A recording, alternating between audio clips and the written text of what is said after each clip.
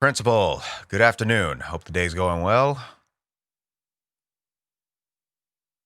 Yes, my parents are currently at work and requested for me to speak on their behalf.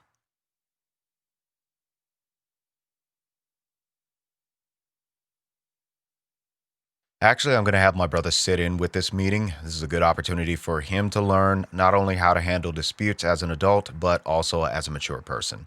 So I think this would definitely benefit him. Excuse me? Concerns of my brother's maturity just because a fellow student suffered injury from a fight? Principal, I must ask, what are the details of this fight? Plus, it's starting to sound like you're prejudging my brother and possibly me. I don't know, it really sounded like prejudice. Plus, looking at the reception area of the school office, I only saw my brother in there. Where's the other student who was involved? They were released, huh? Will they be penalized for fighting as well? Wait, they're not being penalized because they suffered injury? How did this fight start, by the way? Who exactly was the instigator and who attacked first? Wait, hold up. Time out, time out, time out. Are you saying that you have not looked into the facts on how the fight started, but you are simply penalizing someone involved simply because they injured someone? Do you have evidence that proves beyond reasonable doubt that my brother's actions of injuring this student was performed with malicious intent? But how can we know when, from the limited information you are sharing, do we have any details at all other than the end result?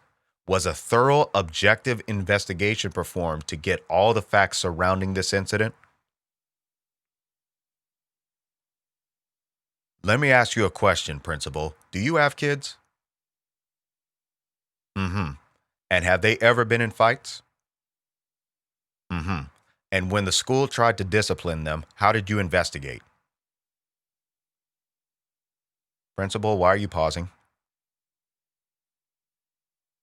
You see where I'm going with this, right? If the school does not tolerate fighting, then why is not the other student being penalized since they were fighting as well? Were there any witnesses that can confirm the other student did not swing at him or provoked him?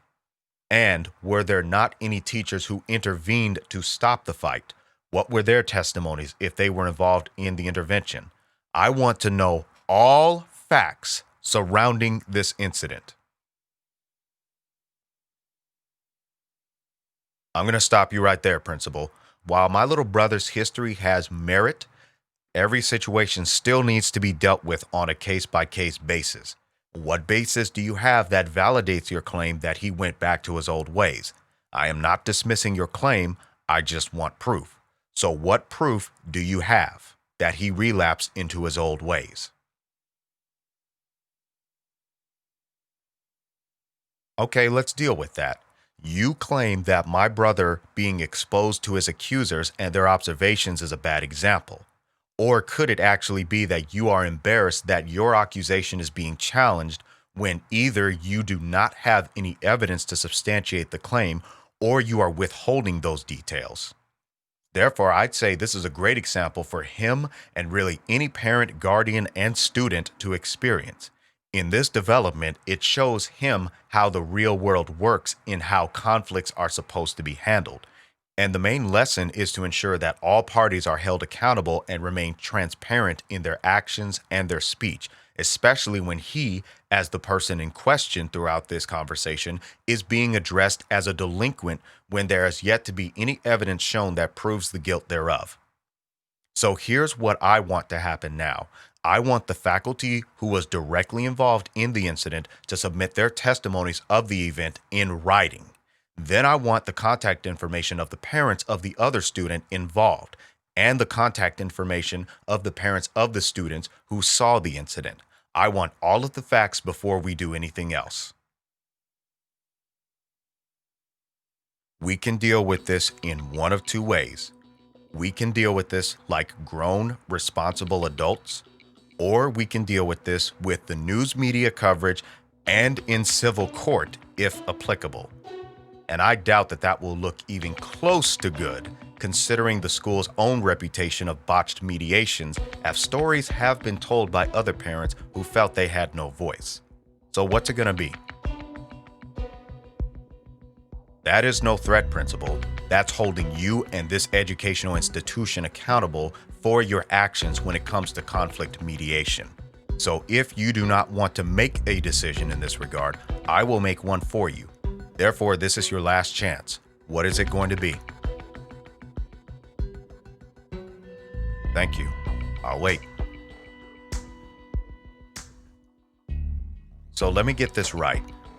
You saw that this student was willfully engaging in obnoxious and harassing behavior toward my little brother. You just watched it happen, never bothered to intervene and de-escalate the situation.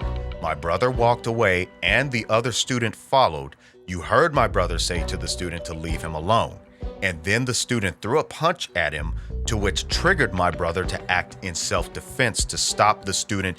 You stood and watched follow him and harassing him, and my brother gets penalized for injuring him in self-defense, while the other student is defined as innocent, though by circumstantial evidence and testimonies say otherwise.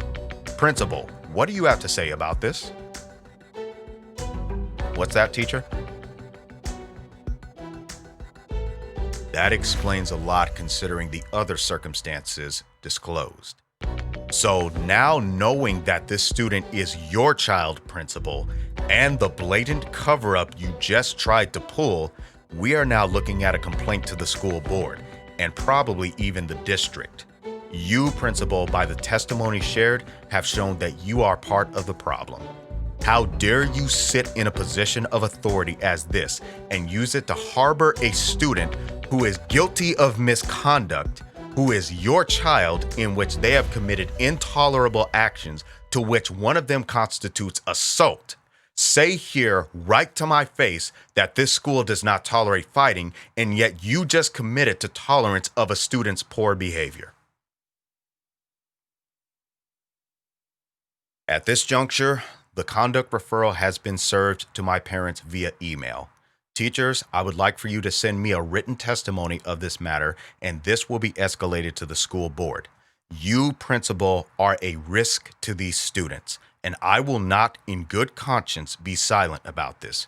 And teachers, I have you covered as well. If this principal tries to act in any form of retaliation towards you, here you go. This is the business card to one of the law firms that deals with employment violations. If you run into any problems, you call them and you tell them I referred you. Come on, little brother. We're done talking here. We got work to do.